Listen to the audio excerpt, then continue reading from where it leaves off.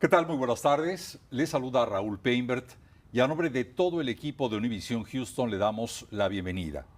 Lo que fue en apariencia un incómodo silencio parece ahora murmullo e incluso cada vez más una voz fuerte que exige respuestas, al menos tratar de entender lo que pasó.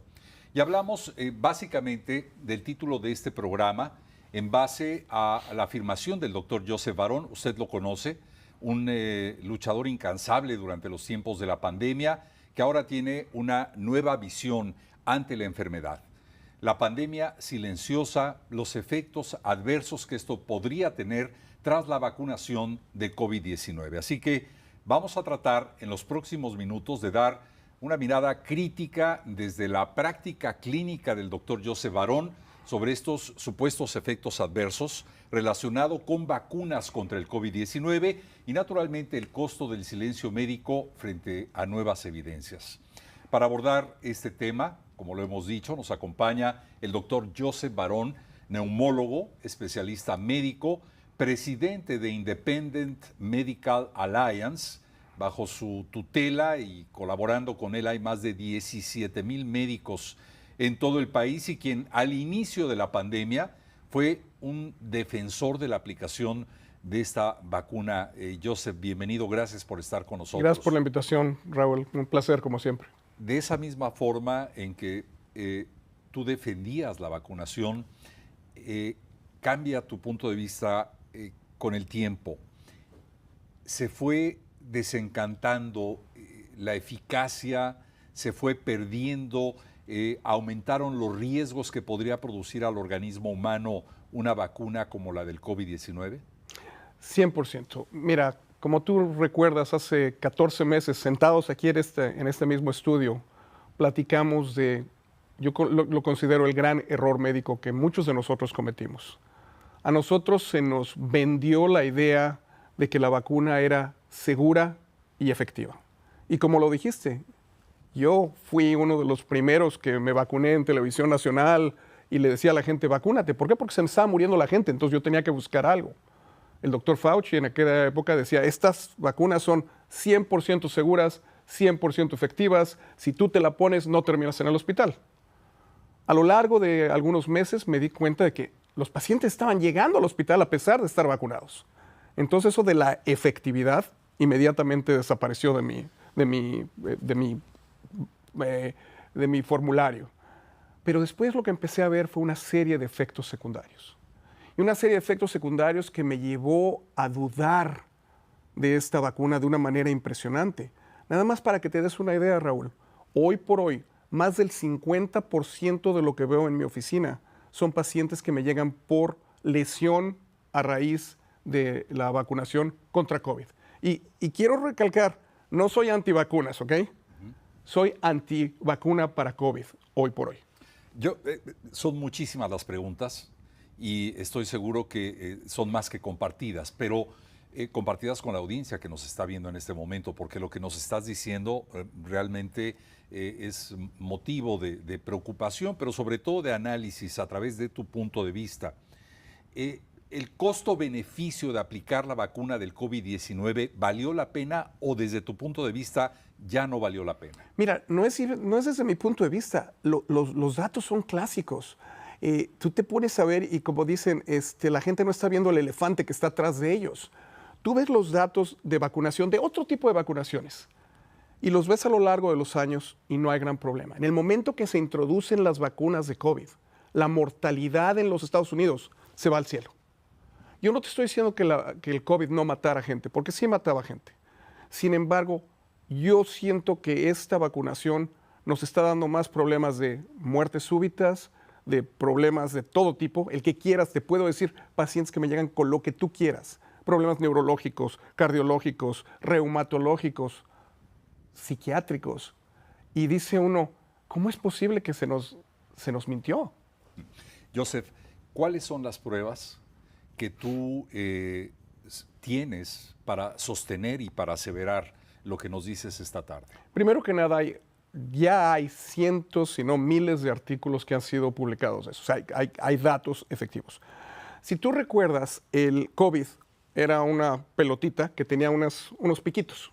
Esos piquitos es lo que se llama la proteína en espiga o el spike protein.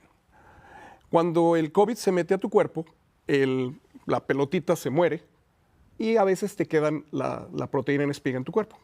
Esa proteína en espiga en general se muere, se despedaza, se deshace, o en algunos casos se queda en tu cuerpo y se reproduce. Desafortunadamente, muchas de las vacunas que nosotros le dimos a la gente las hacían con esa proteína en espiga, con ese spike protein. Entonces, ¿qué te pasa?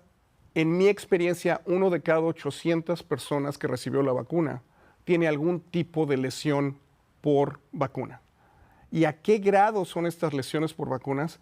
Que el 8% de la gente que tiene lesión por vacuna está encamada. No pueden salir así de mal están. ¿Cómo lo diagnostico? Lo primero que diagnostica, la parte yo creo que es la parte más importante, es la gente te dice, yo estaba bien hasta antes que me pusieran la vacuna. Yo creo que eso es lo más clásico y tus televidentes te lo van a decir. Yo era una persona normal, a mí no me pasaba nada. En el momento que me dan la vacuna, todo se va para abajo. ¿Qué te puede pasar? Niños que les daban problemas del corazón, la dichosa miocarditis, el número de enfermedades reumatológicas que yo estoy viendo, que incluso a lo largo de casi 40 años de estar haciendo esto, jamás había visto. Las estoy viendo ahora semanalmente. Cosas que no tienen sentido. Y además, también vemos la presencia de esa proteína en espiga en el cuerpo de los humanos. En Japón hicieron un estudio muy interesante en el cual ellos crearon un ratón transparente. Y a este ratón transparente le dieron una vacuna de COVID con esta proteína en espiga. Y la proteína en espiga la pintaron de rojo, hablando químicamente, ¿no? Correcto. A las 24 horas, este ratoncito ya no era transparente, era completamente rojo. Entonces imagínate lo que te puede pasar en el cuerpo. El problema es que no sabemos a quién le va a dar y a quién no le va a dar. La gran pregunta sería, y muchos se le estarán haciendo en este momento, es, ¿le va a dar a todo el que se vacunó contra el COVID-19? ¿Depende del tipo de vacuna que se usó en ese momento para contrarrestar los posibles efectos de un COVID? Sin duda alguna, esto no le va a pasar a todos, porque si no, no va a existir nada de población. Sabemos que esto es más importante con las vacunas que fueron producidas por la compañía Pfizer y por la compañía Moderna. Son las que sabemos que dan más problemas y de hecho la compañía Pfizer tiene más efectos secundarios que la compañía Moderna en nuestra experiencia. Pero sabemos que esa proteína en espiga se puede quedar en tu cuerpo. Hay un estudio que fue recientemente publicado que muestra que después de 750 días de que fue administrada la vacuna, seguía esa proteína en espiga circulando en el cuerpo de una persona. Y en la forma en la que tú quieres que una vacuna funcione, yo te doy una cosa extraña a tu cuerpo desarrolla inmunidad y esa cosa extraña se va. Pero por alguna razón, en algunas gentes, no en todos, y esa es la parte donde no queremos que cunda el pánico, ¿no? Que la gente empiece a pensar de que, ay, ¿y ahora qué va a pasar a mí? No. En algunas personas esto empezó a pasar. 1 de cada 800 es lo que estamos pensando ahora. Cuando dices 1 de cada 800, imagínate los billones de gentes que vacunamos. Esto se está volviendo lo que yo considero la verdadera pandemia. Doctor, lo voy a decir tal cual. Me cuesta trabajo escuchar al doctor Joseph Barón de hoy al doctor Joseph Barón de hace 3 años. ¿Cuáles fueron las 3 causas, los 3 motivos principales que lo hicieron cambiar radicalmente de opinión con respecto a la vacuna contra el COVID? Principalmente el darme cuenta, número 1, que no era efectiva. Eso fue, yo creo que lo primordial, ¿no? Al darte cuenta que no es efectiva, es para qué le estamos dando esto a la gente. Es una terapia inmunológica, porque le estás dando pedazos de proteína de un virus y no sabemos si realmente está funcionando. Entonces, era algo que realmente era investigacional y no creo que debió haber sido dada. Segundo, empecé a ver gente que empezó a tener cosas raras y todos conocemos a alguien que tuvo muerte súbita, de buenas a primeras. Jamás habían tenido ningún problema y de buenas a primeras tuvieron coágulos o tuvieron alguna cosa así y terminaron muertos. Y tercero, empecé a ver toda esta gama de enfermedades que dices, no es posible. ¿Qué pasó con su sistema inmunológico? Gente, por ejemplo, un muchacho de 25 años con enfermedad de Parkinson's, cuando tú sabes que el Parkinson's es de un adulto, o gentes que empezaron a desarrollar una serie de cánceres de una manera extremadamente rápida, a los cuales les llaman turbocánceres, sin ninguna historia familiar. Entonces te preguntas cuál es la relación. Entonces en ese momento ya es cuando yo dije, ¿sabes qué? Mejor yo ya no se la voy a recomendar a mis pacientes. Sin embargo, yo, como hablamos de esto hace año y fracción, yo te dije, si otro doctor se la quiere recomendar a sus pacientes, pues es su decisión y decisión del paciente, ¿no?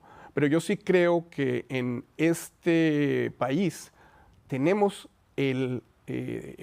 la parte ética en la que le tenemos que decir al paciente lo bueno, lo malo y lo feo.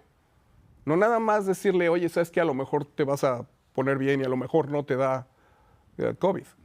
Si a cambio de esto vas a tener un paciente que puede tener todas estas enfermedades que te estoy mencionando, la gente se pone les da miedo y hay tantos factores económicos, factores políticos.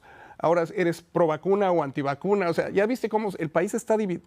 El mundo se dividió. Sí. Yo tengo amigos que no me dirigen la palabra, bueno, no se les llama ya amigos, ¿no? Pero gente que no me dirige la palabra por mi posición actual sobre las vacunas de COVID. Joseph, yo quisiera, en base a lo que has dicho, preguntarte dos cosas muy rápidamente.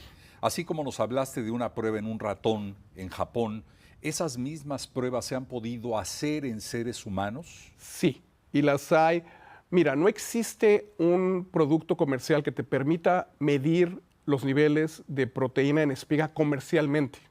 Sin embargo, en estudios que se han hecho, en autopsias, se ha encontrado esta proteína en espiga en todas partes del cuerpo, en cerebro, en corazón, en riñones, e incluso en los miembros sexuales masculinos. Pero estas espigas básicamente no están vinculadas a la posibilidad del contagio de COVID o están directamente relacionadas con la aplicación de la vacuna. Excelente pregunta. Hay estudios que te pueden diferenciar si es de vacuna o si es de una infección como tal. Y desafortunadamente eso es la parte que yo no te puedo decir clínicamente. Tú me llegas a mí con unos síntomas como estos y lo único que yo tengo para agarrarme de que es de la vacuna es que tú estabas bien hasta que te pusieron la vacuna. Pero sí, los síntomas de gente que tiene el COVID de larga duración son muy similares a los síntomas, porque es exactamente lo mismo, es que tienes esa proteína de espiga circulando en el cuerpo. Doctor, de alguna manera y en base específicamente a su experiencia directa, con, yo no sé si fueron miles o cientos los pacientes que atendió durante la pandemia y que lo sigue haciendo hoy en día, ¿ha visto usted directamente los efectos que esta vacuna podría tener en alguno de sus pacientes? ¿Podríamos hablar de algún porcentaje en base a su experiencia? Como te digo, más del 50% de mis pacientes que me llegan a mí. Estoy sesgado. ¿Por qué? Porque la gente sabe que estoy viendo este tipo de pacientes y se comunican uno con el otro y es como me llegan a mí. De los pacientes que yo tuve, no te puedo decir porque nunca llevé una casuística, todo el mundo se vacunó y desafortunadamente lo que yo veo en la oficina es más del 50% me están llegando así. Pero te puedo contar casos uno tras otro, de casos que dices no es posible. Por ejemplo, uno de los casos que me gusta hablar mucho es mi hermano Daniel. Él es corredor de maratones. Él había corrido 47 maratones completos, sin ningún problema, decide vacunarse, se vacuna. Casi 2 años después de que está vacunado, empieza a tener estos síntomas raros en los que no puede ni correr de aquí ni a la esquina. Un maratonista. Va con el cardiólogo, va con el neumólogo, va con todo el mundo. No saben qué tiene, no saben qué tiene. Viene a verme a mí, le checo los niveles de estos anticuerpos contra proteína en espiga y los encuentro por el cielo. O sea, altísimos. Le digo, ¿sabes qué? Tienes enfermedad por vacuna. Me dice, no, eso no existe, ya sabes, y sobre todo que somos familiares, ¿no?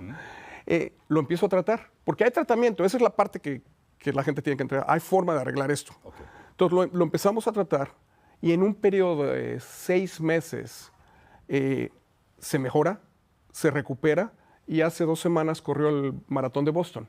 O sea, esto es una buena noticia. Y eso es lo primero que tus televidentes tienen que saber, que no pierdan la fe ni el ánimo, porque mucha gente, el promedio de paciente que me llega a mí, ha visto más de 20 médicos antes de que me vienen a ver a mí. Y ya vieron por lo menos a 2 psiquiatras. Doctor Barón, todos, como lo ha dicho, en mayor proporción, nos vacunamos al inicio del surgimiento de la vacuna. Todo el mundo buscaba desesperadamente vacunarse. Con el tiempo siento que esta tendencia ha disminuido y esa sería una de mis preguntas. Hoy en día la gente se vacuna menos que antes por los temores al efecto de la vacuna. Totalmente. En los Estados Unidos, hoy por hoy, se está vacunando entre el 13 y 17% de gente contra COVID, contra las nuevas, ya ves, cada vez que te sacan un nuevo refuerzo, del 13 al 17%. El problema que yo veo es que por este tipo de problemas que tuvimos con la vacuna de COVID, la gente ya no se quiere vacunar contra nada más. Ya no se están vacunando contra pulmonía, ya no se están vacunando contra influenza. Tú sabes todo lo que está pasando con las vacunas contra sarampión, ese tipo de cosas. ¿Por qué? Porque tienen miedo. Y los entiendo. Desafortunadamente yo los entiendo. Ahora, tomando en consideración estas cifras que usted nos da y tomando en cuenta que cada vez un menor número de personas se ha aplicado la vacuna contra el COVID-19, para aquellos que se vacunaron en algún momento, que tuvieron las 2 dosis originales, que después se pusieron una tercera o una cuarta de acuerdo a las variantes del virus, ¿cuánto tiempo, si es que se puede establecer, pasa para poderse dar cuenta de que hay un efecto adverso en el organismo, que hay algo raro? ¿Se puede medir o no? No sabemos. No sabemos. Y el problema es que, mira, una de las cosas que yo le digo a la gente, si no tienes molestias, no le molestes. No empieces a tomar tratamientos, no te empieces a hacer nada. Porque hay gente que se adapta, hay gente que no tiene problemas. Ya cuando empiezas a tener problemas de cualquier tipo, cardíacos, neurológicos, reumatológicos, entonces bajo esas situaciones sí lo debes saber. Existen estudios que se han mostrado en patología en los cuales encuentras esa proteína en espiga, como te decía, 2 y 3 años después de haber sido vacunado. Entonces, si esa proteína en espiga te va a dar o no te va a dar problemas, depende de cada persona. Y hay algunos tipos de genéticos que tienden a ser un poquito más predisponentes a tener problemas, gentes que tienden a tener problemas, por ejemplo, con cosas de colágeno, cosas por el estilo, que tienden a tener más problemas, pero la gente no anda ahí sabiendo si tienen ese tipo o no tienen ese tipo de cosas. Yo por eso, desde el punto de vista planeación, epidemiología, yo le recomiendo a la gente, si no tienes problemas, déjalo tranquilo. Si tienes cualquier problema, platica con tu profesional de salud. El problema es que la mayoría de los profesionales de salud no saben de esto. Bueno, este es un aspecto muy importante, doctor Barón, porque un gran número de personas, millones de personas en el mundo entero se aplicaron la vacuna. Y aunque este es un punto de vista que usted sostiene, mantiene en base a las pruebas que usted conoce, hay quienes no estarán de acuerdo. Sin embargo, la preocupación puede subsistir en el paciente. ¿Cómo se cura a alguien que fue afectado por la aplicación de una vacuna? Mira, primero es que ver en qué etapa estás de esa situación. ¿Estás en una etapa temprana? ¿Estás en una etapa tardía? Porque son diferentes los tratamientos. Lo primero que tienes que hacer es depurar o sacar de tu cuerpo todo lo que te quede de esa proteína en espiga. Y la proteína en espiga vive en 2 formas en tu cuerpo. Una, circulando en la sangre, y la otra dentro de las células. La parte que es en la circulación es fácil. Tenemos medicinas que rompen la proteína en espiga en pedacitos, las vitaminas, hay varias cosas que puedes hacer. Lo que es más difícil es qué le haces a la proteína en espiga que está adentro de las células. Y para eso encontramos una cosa que es muy útil y que a mí me impresionó cuando la empecé a usar, que es el ayuno intermitente. Cuando tu cuerpo lo pones en ayunas de comida por un periodo de alrededor 18 horas en un día, tu cuerpo empieza a comerse las células malas que tiene dentro de su cuerpo. Las células con cáncer, las células infectadas, las células que tienen proteína en espiga adentro. Entonces, la mayoría de nuestros pacientes les damos medicina y aparte les damos un programa de ayuno intermitente 4 o 5 veces a la semana. Y se sienten de maravilla. Les cuesta a veces trabajo en entrar en el ritmo, pero se sienten de maravilla. Pero eso no es lo único. Hay cada día estamos buscando nuevas cosas que se pueden hacer. He tenido gentes que se meten a cámaras de oxígeno hiperbárico, otras que les dan inmunoglobulina, que les puedes dar 20,000 y otras cosas. Cada paciente es diferente, no existe una receta universal. Y es por eso que es tan importante que consigas un profesional de la salud que sabe sobre esto. Porque, como te digo, mis pacientes que me vienen a mí ya vieron a todo tipo de médicos, les dicen no tienes nada, estás loco, no tienes por qué sentirte cansado todo el tiempo, todos tus exámenes de laboratorio salieron bien, porque hicieron los exámenes rutinarios. Doctor Barón, ¿por qué hoy en día es tan difícil abrir este debate médico sobre los efectos adversos de la vacuna contra el COVID? Mira, por dos razones. Primero, porque ya se ha perdido la confianza en la medicina. Si tú recuerdas, nosotros hablamos de que en nuestras buenas épocas, hace 5 años, el presidente Trump salía y decía una cosa, después Fauci decía otra cosa y cambiaba de parecer 5 veces. El CDC decía una cosa, la Organización Mundial de la Salud decía otra cosa opuesta a los demás. Yo salía en la televisión, decía algo diferente. La gente ya no sabía en quién confiar. Y eso es lo que hemos perdido. Hoy por hoy hemos perdido la confianza. Desafortunadamente, dentro del ámbito médico, no nada más tienes esa parte, también tienes los aspectos económicos, los aspectos que son tan fuertes, los aportes que existen, por ejemplo, a las revistas pagadas por compañías farmacéuticas. Todo eso tiene una repercusión que eventualmente tú no puedes hablar con otra persona aquí sentados. Muy poca gente quiere tener ese diálogo, como dices tú. Yo he sido afortunado que yo me llevo bien con gente que les gusta la vacunación, por ejemplo, el doctor Peter Hotez. Somos amigos, platicamos, tenemos un diálogo, pero si a él lo tratas de poner enfrente de otra gente, no lo va a hacer porque los demás se quieren pelear y no es correcto. O sea, debemos de llegar a un medio en el que todos estemos de acuerdo, pero eso por el momento no lo creo. Desde su punto de vista, ¿existe autocensura médica o más bien podría empezar, por ejemplo, intereses o temores a una poderosísima industria farmacéutica? Bueno, yo te puedo decir que cuando publicamos nuestra primera interacción de estas hace año y medio, el primer comentario que sacaron en YouTube es: a este doctor lo van a suicidar. ¿Por qué? Porque hay tanto miedo de esa política, de esos intereses económicos de las compañías farmacéuticas que son tan fuertes.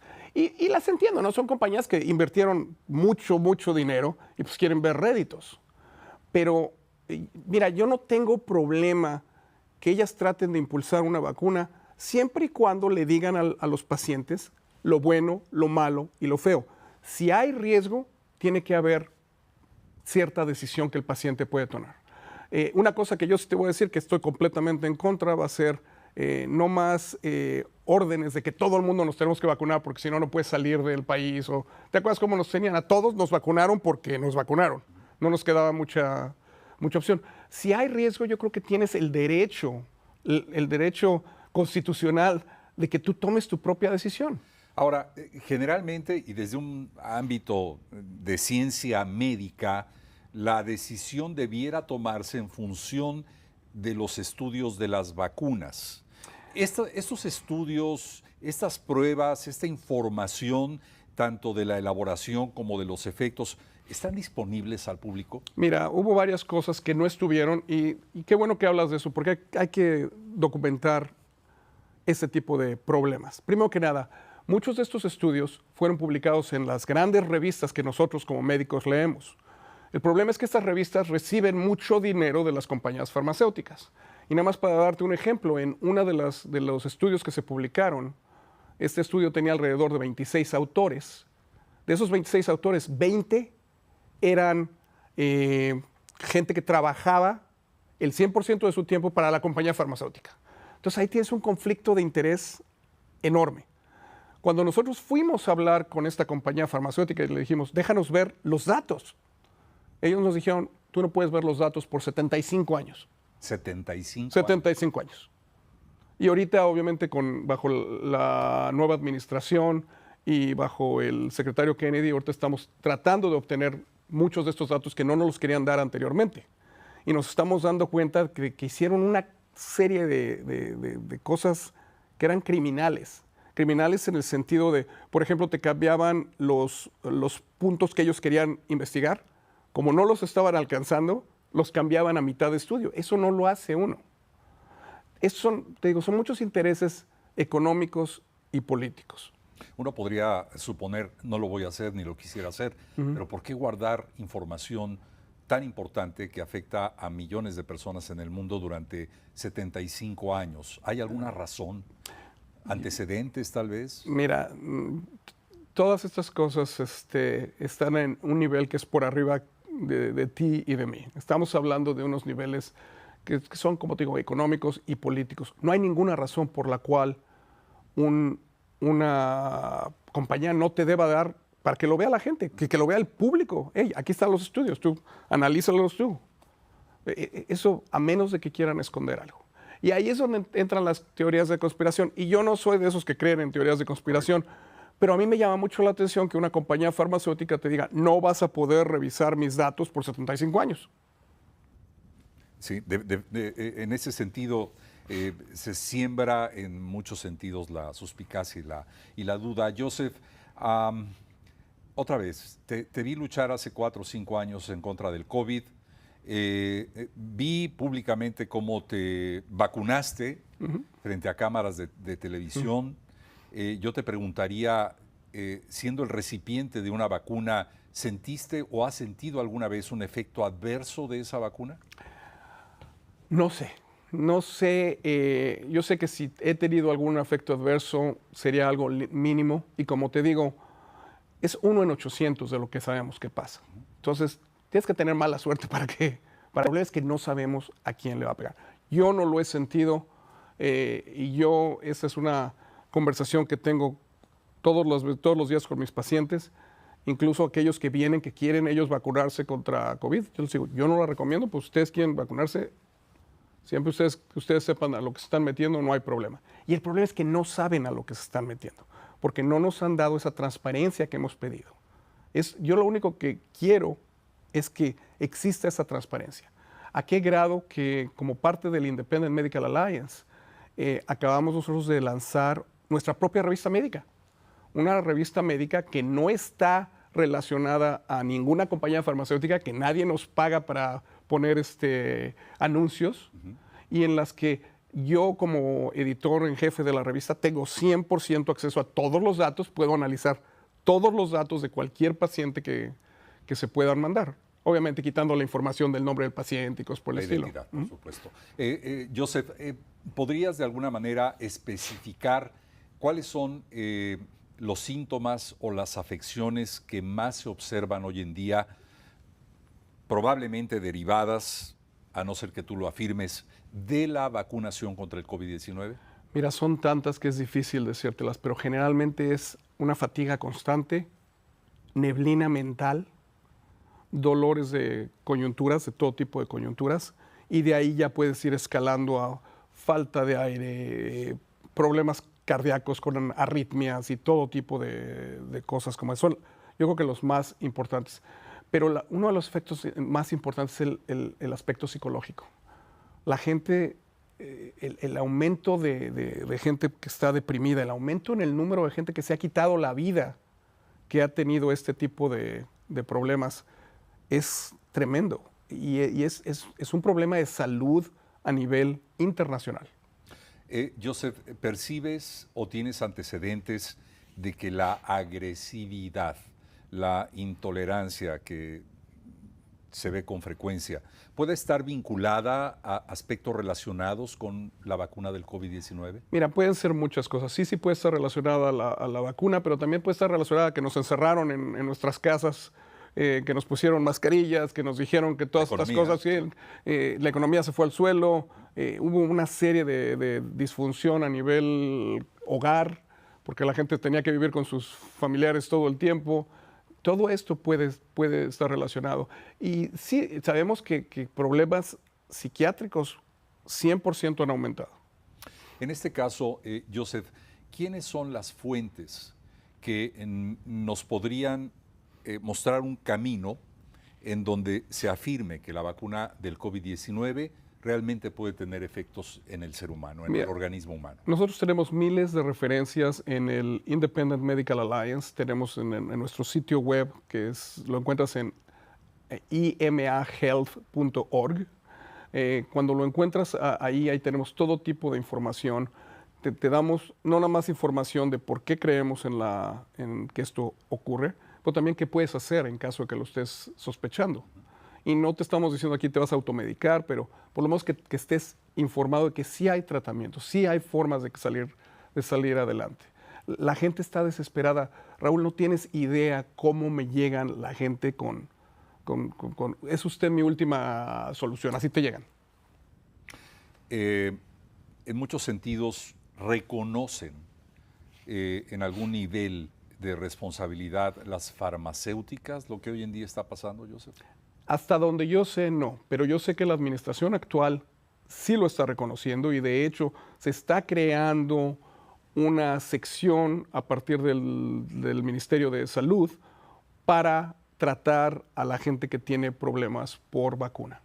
Eso es algo que el secretario Kennedy está muy activo en tratar de hacer porque se da cuenta de lo que está pasando y tiene sectores enteros que tienen problemas. Tú te pones a ver a la gente, por ejemplo, a los militares, ¿no? Que o te vacunabas o te sacaban de lo militar, que tienen situaciones que son suficientemente importantes en la que la productividad de estos individuos ha bajado tremendamente. Entonces tienen que ver qué podemos hacer. En este sentido, has compartido esta experiencia con otros médicos. Te lo pregunto por lo siguiente, y tal vez pueda sonar reiterativo con respecto a una pregunta anterior, pero ¿tú crees que existe miedo dentro de la comunidad médica para hablar de este problema? ¿Has hablado con alguien que reconozca que tal vez está de acuerdo contigo o no? 100%. Yo te puedo decir que gente que a mí me hablaba, gente que estaba en posiciones de liderazgo, y incluso tempranamente en la pandemia me decía, oye, ¿puedo ir a tu hospital para que me des una tarjetita que diga que sí me vacuné? Y son gente de liderazgo médico muy alto, porque ellos ya desde el principio sabían que había problemas. Claro que no se las di, ¿verdad? Pero esas son cosas que la gente sabe. Y yo cuando hablo con gente de liderazgo que incluso tienen sus guías de que te tienes que vacunar y si no, no te dejan trabajar con ellos te dicen, yo no me vacunaba contra eso. Joseph, creo que estamos llegando al punto final de esta plática en la que te agradecemos naturalmente nos compartas tus puntos de vista sobre este tema tan delicado y que alcanza a tantos millones de personas en el mundo entero. Pero en este punto, ¿cuál sería tu mejor consejo? ¿Tú qué le dirías a una persona que tal vez se siente mal o que tal vez tiene dudas con respecto a que la vacuna pudo haberle provocado algún nivel de daño? ¿Qué es lo que tendría? ¿Cuál es el siguiente paso? ¿Qué tiene que hacer? Porque aquí quisiera terminar con la esperanza de que si algo estuvo mal, algo se puede hacer para corregir, si es posible. Mira, y esa es una de las razones por las cuales estamos tú y yo sentados aquí hoy. La gente no puede perder la fe de que todos estamos haciendo algo. Tenemos equipos por todo el mundo de gente que está estudiando estas reacciones a las vacunas y buscando cada día nuevos protocolos, nuevos tratamientos. Hay algo que se puede hacer, eso es lo primero. Pero la pregunta para tus televidentes es, ¿cómo llegas a esa persona? Si tú vas a tu profesional de la salud, es muy probable que te diga, no tienes nada o vete al psiquiatra. Porque es lo que estoy viendo. Entonces tienes que buscar en dónde. Y el problema es que desafortunadamente las redes sociales son un arma de doble filo. Te pueden ayudar, pero también te pueden echar a perder. Hay mucho chantaje y charlatanes por todos lados. Sí. Hay gente que te dicen que te van a dar esta agua que tiene no sé qué y que te va a curar y tú con tal de curarte la usas. Entonces ahí sí la gente tiene que irse a organizaciones que son leales en esto. Por ejemplo, el Independent Medical Alliance, que era anteriormente el FLCCC, yo creo que somos muy buenos en esto. Existe una cosa que se llama React 19. Existe también el Children's Health Defense, que ellos desde hace muchos años fue otra área que empezaron a hacer. Ellos ven todo tipo de vacunas, no nada más las de COVID, pero son gente que tienen los mejores profesionales de la salud estudiando qué se puede hacer y tratando de proveer a la gente que tiene problemas con soluciones. Y recordar siempre de que cada caso, cada organismo se trata de manera individual. Ojalá siempre sea con especialistas, con personas o médicos reconocidos, debidamente acreditados y con instituciones como las que tú nos hablas esta tarde.